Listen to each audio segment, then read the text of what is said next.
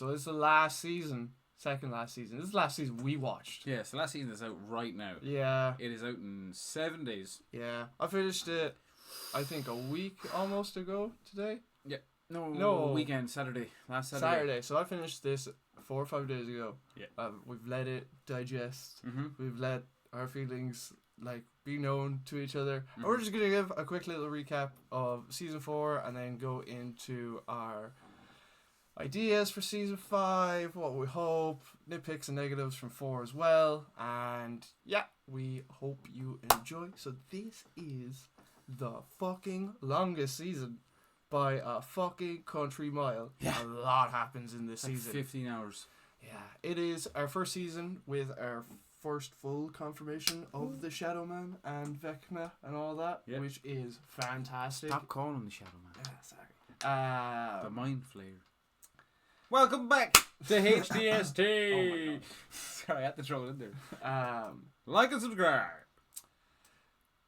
First look at Vecna is great, especially with it's done through Chrissy's story, who you have no connection to. So apart from her parents, isn't it, in season 3? That's about it, isn't it? Her parents? Weren't her parents one of the ones that got captured? Mind flared, I thought. No, where did you get that? Oh, I don't know why I thought it was one of hers. I have no idea what the fuck you're getting that from. Yeah, fair. Look it up. Do it later. Anyways, so we're doing the story through Chrissy. Yeah. It is completely following her. We get our introduction of Eddie in this first episode as well. Yeah, and Eddie's a great character, but it's a shame where we knew his it is a shame that we knew where his character was going, or at least I thought I did, and for Paul it is his favorite character. Yeah, one of top 5, because he's the best one and done character in a season, 100%. But you can't top Steve or Dustin because they've been there for 4 seasons. Yeah, so much more content on those guys. So they would be there, and Hopper, maybe Joyce. But in terms of best one and done characters from someone I've seen, fuck all, what a legend. Yeah, no, he'll be back in season 5. But we'll get to that later. But we are introduced also to the Hellfire Club, the new D&D club that the boys are involved with. They are also in high school, is it now? Sorry, I was reading on the Chrissy's parents thing. Sorry, go on. Is it they're in high school now? Yes. Yeah. I think they just moved to high school. Yeah, from middle school. Yeah. So they are part of the Hellfire Club, a nerdy D&D group, and unfortunately, this episode also shows the split between. Well, not the split, but they're growing apart in different ways. Lucas is trying to become popular. Yeah. And they still want to play D&D. Yeah. And he's like, I can win the basketball game for the boys in green. And they're like, can you? And he's like, they're like, can you? You don't even get off the bench most of the time. And he's like, I really need you to come to this game.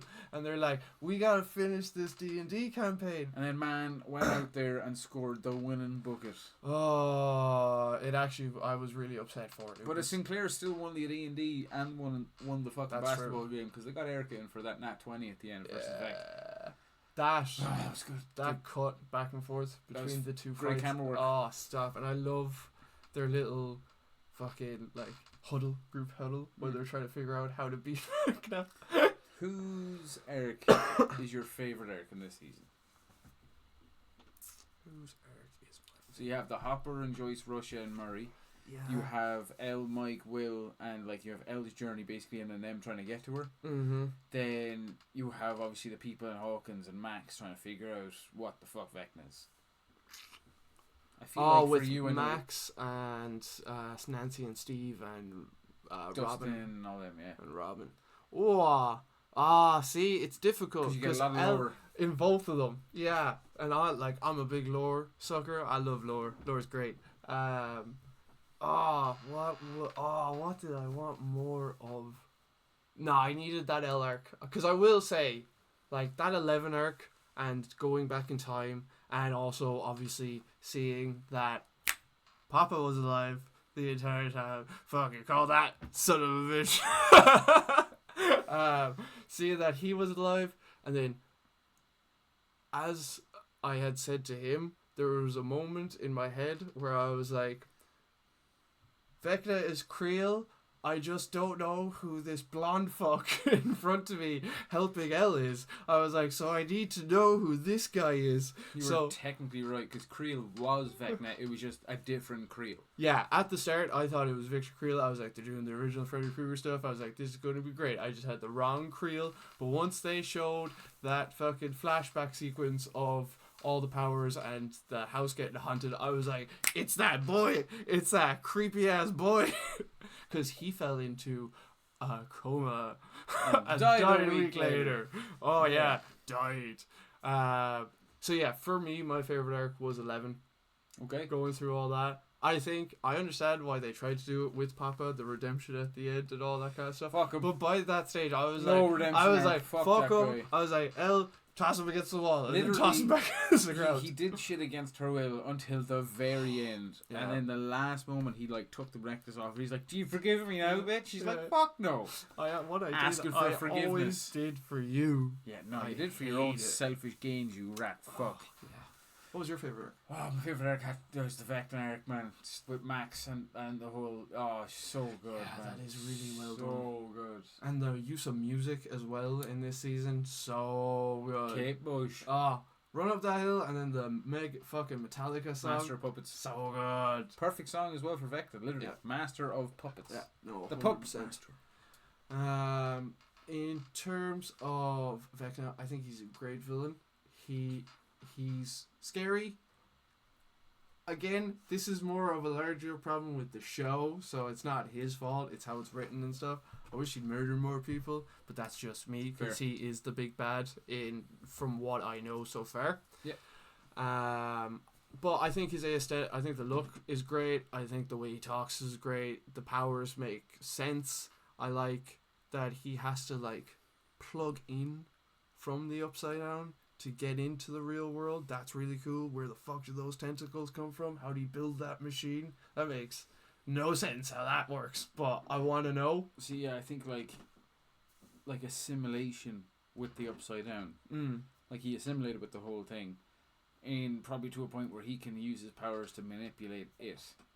So like I don't know how he like did a machine through like his fucking power, and through whatever the fuck is in the stuff of the Upside Down, and like made them one and focus his power through it. It's just fucked. It's weird. Man's had time to cook in there. Yeah.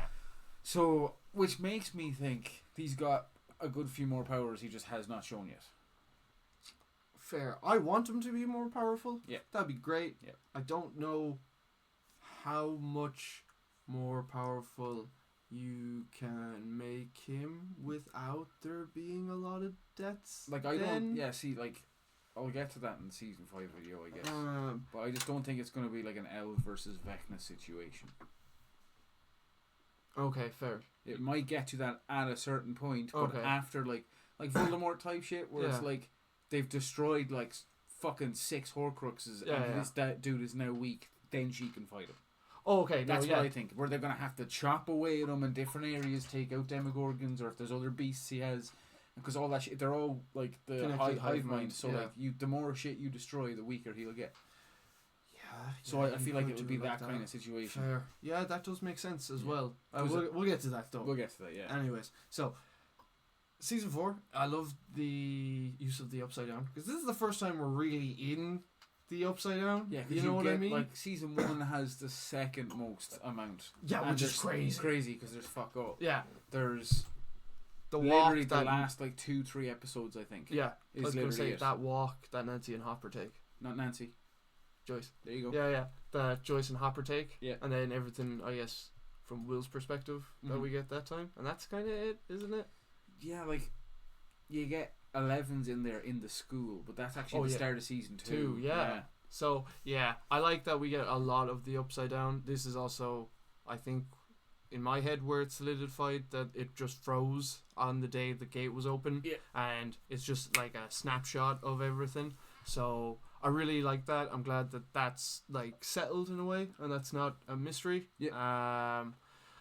But apart from that, like in terms of nitpicks, I'm still not the biggest fan. I said it in the 3rd season of the Russia plot.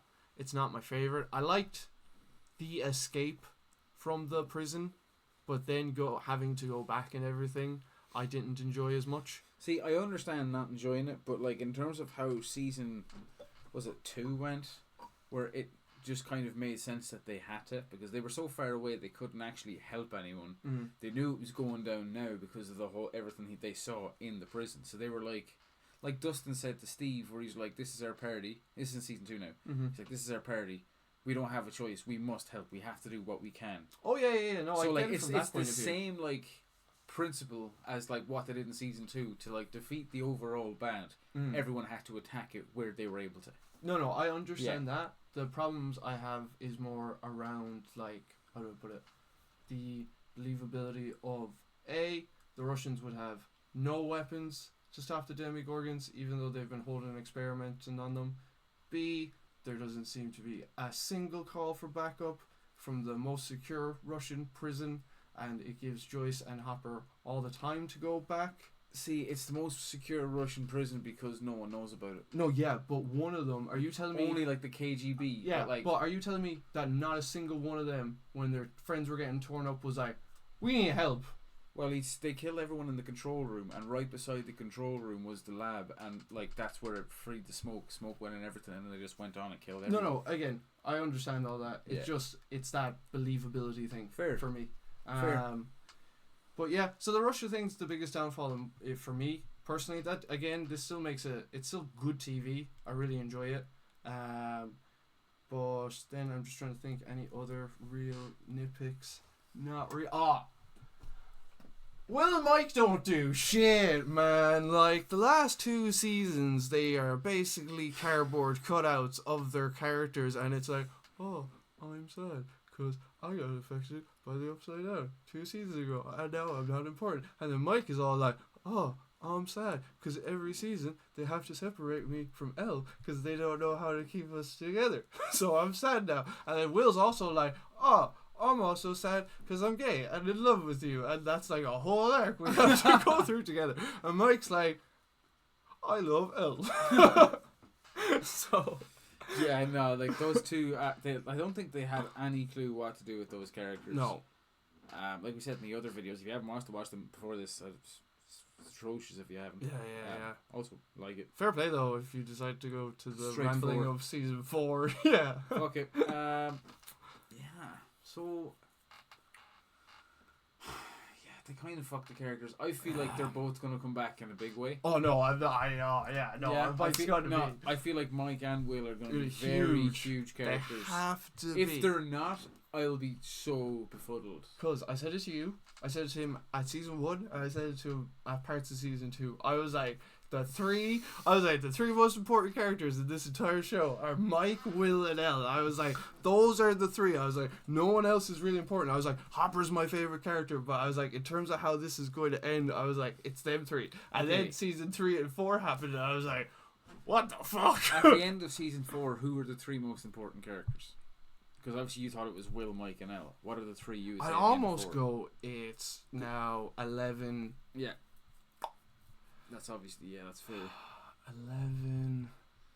Jesus, Nancy's such an... I actually mean Nancy is such a driving character. Yeah, great character. In the later seasons, where she's like trying to get to the mysteries. She just gets involved somehow. Or she's so Nancy, I guess. Oh, fair. And then... like Dustin has become main character the last 2 seasons where they've just really leaned into his character, and it's great. He's such a good guy. So yeah, if I was to go Steve, I would be maybe Elle, Dustin, and Hopper, or Elle, Dustin, and Joyce. One of those. Yeah, just Joyce maybe. Yeah. So yeah, that's where it's shifted in terms of thing. But I'm hoping. Season 5, I think as well, will be 3 different characters. Yeah, I hope Except it just for goes Elle. back to them. Yeah, 11 is always, it's 11's story. For I think the 3 main characters probably for season 5 is going to be Elle, Will, and Vecna. That's just the main 3. Oh, I never count the antagonists because they're always a main character. Do you know what I mean? Fair. All right. That's just me though. It'll be Will. It'll be Elle, and it'll be fucking. Oh, who's a random shout? Steve. Maybe Steve might step up again big this season. I can see Steve being big this season actually. Oh, I'd probably be Dustin again though. Yeah, probably. They've started really getting like his character. We'll go Dustin, Will, and Elle. Fair. What would you rate this season actually out of 10? And where would you rank? Actually, where would you rank it out of the 4? You have a third, is it? It would be third by technicality, yes. Yeah, because first one's, 2's my favourite. Yeah. 3's my least favourite. 1, see, it's a battle. That's so different because it's so different. Yeah. Yeah, no, I think I'd have this third. Okay, fair. Yeah, it's still like, what did I give 3? A 7? 7.6, I think, because you said Billy brought it up to a 6. How do I even justify this? Because okay, this makes no sense, but you'll understand.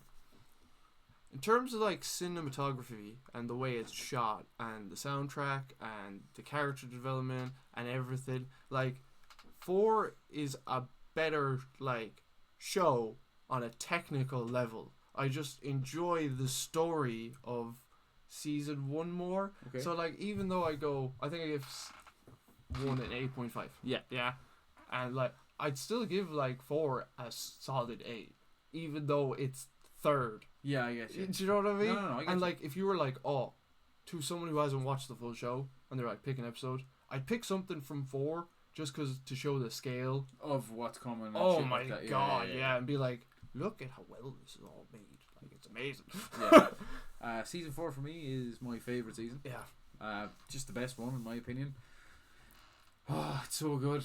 The only thing that can weigh in against it is season 2 in my opinion. Just that's the whole Will's arc mainly. That's just so good. But I don't know, it feels like it's just so much the same kind of feeling, but just as dark, but through the whole, not just in Will's arcs, through the whole fucking season 4, it's just dark as fuck, and I love it. I don't know, and it's so intricate, such a mystery. First time watching it, I had no fucking clue what was going on, so confused. Same as you, where I was something to do with that family. Who the fuck's that guy? Fucking what's his face? Number 1. Yeah. I was like, what the fuck is wrong with this creep? Yeah, you're he's important. I don't know why though. Yeah, I was actually believing him for a while, where I actually thought Papa was gonna try and murder Elle. I was like, I could see it. Fair. I could see it, man. Fair. Yeah. Nah, the minute he said that to me, I was like, you're a rat fuck. Yeah, fucking Master of Puppets was one of the best scenes in the whole That is fucking... a great scene. Such a class scene, man. Fucking sad. Do you have any nitpicks for 4? Let me think. Because I will say, they are nitpicks, and then I'll give into my bigger grievance of the show, I guess. Nah, I fucking love it. That's fair. Genuinely. Yeah. I'm I can justify everything that happens in my own brain. Yeah. I think it makes sense, and it's fantastic TV. It's just very long, and I'm glad it's long. I just wish the next season was either as long, if not longer. Oh, no. But it's not going to be, so that's okay too. See, length... See, it's it's difficult, because I want it to get a lot tighter, but I'd be fine if it was tight and long. Yeah. Do you know what I mean? That's fair. Instead of being all those characters separated out. Because it is a lot of different teams. No, constantly... That's what I think, because it's all centered in Hawkins. Everyone's back in Hawkins now. It's going to be a lot. Obviously, there's going to be splits where someone's probably going to be in the Upside Down, and other people are going to be in the real world, but it's still fucked. So everyone's going to be fighting probably doing different things, like in season 4, where they all had different plans. But it will be mostly tightly around. I hope so. Yeah, I think it should be. Anyways, I hope so. So what would you give this rating, was? I'm giving this season... I'd give it a 9.6, 9.7. Fair. That's what I gave. Oh no, I gave 2 a 10. Yeah.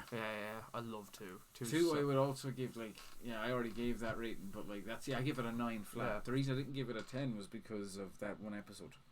That's fair. Yeah. That's so legit. It's necessary, but I feel like if they'd have stuck that in season 3, man, it would have been way better. Yeah. Everyone would chalk season 3 up. Yeah, it's grand. Season 2 would have been perfect. Okay.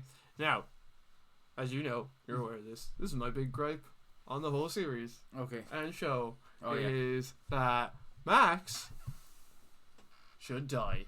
And people that are important to us. And I understand Eddie's like a fan favorite, and he was important to people, and people fell in love with him. And maybe it's my fault because I watched the show so quickly and didn't have the release schedule, the whatever, do you know, that you guys had. So I don't semantics. I don't have the same attachment.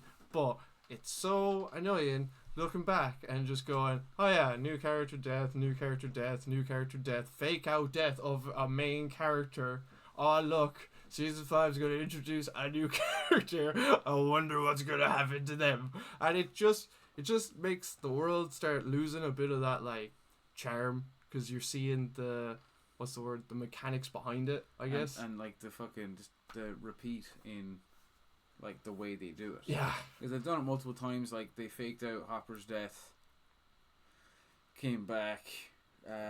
In the Papa as well. In the rollout for season 4, the last episode was Steve getting eaten, and you're like, think he's gonna die. And then the next episode in is like, they saved him. Do we think Eleven's dead at the end of 1? I forget. Yeah, but that's the whole point. It's like, oh, is she there? Is she not? Yeah. Because like she fades away with the yolk, and then it's like, oh, she's gone. So kind of that as well. But then maybe. I think it's like, it's kind of that, I guess. See, I just don't remember if they show her in the Upside Down in like for a second at the end of the season. Yeah, or is it straight into season 2, episode 1? Yeah, I actually couldn't tell you. So that's a maybe. Yeah. But like, so it's like, if they do the same stuff in season 5, where it's like, in the rollout, you know, so like before like the last episode before we get to Christmas, you know. Yeah.